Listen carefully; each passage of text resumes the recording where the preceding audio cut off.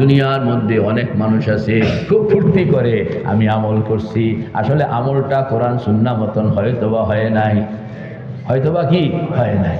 তো এই যে তুমি এখান থেকে এটাকে কেন কনফার্ম করে নিলা না? সেদিন এটা জিবরাইল ফালায়া দিবে, বলে নো অ্যালাউড, ফালায়া দিবে নো অ্যালাউড, কন্যা ফালায়া দিবে নো অ্যালাউড। সুবহানাল্লাহ, সুবহানাল্লাহ। যতটুকু অ্যালাউ হবে এতটুকুই মিজানের মধ্যে রাখা হবে। আল্লাহু আকবার।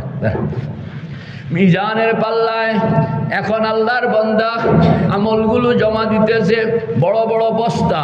বলে এটা কিসের? কয়দিন নামাজ। বলেন এটি কি? জমা দিতে আছে।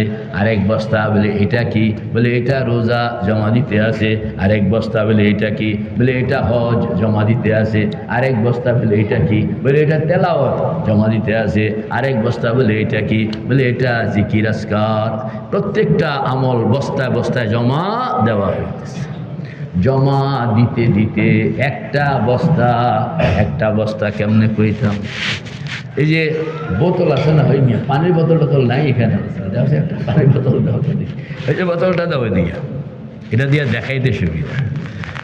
নামাজের স্যার, নামাজ জমা দেওয়া হইল, রোজা জমা দেওয়া হইল, জাকাত জমা দেওয়া হইল, হজ জমা দেওয়া হইল, তেলাওয়াত জমা দেওয়া হইল। সব জমা দেওয়ানোর পরে এরকম একটা বোতল আছে কিছু পানি, না এরকম একটা বোতল আছে কিছু কি পানি। তো আল্লাহর বান্দা হাজী সাহেব উনি কয় যে এইটাও জমা রাখেন।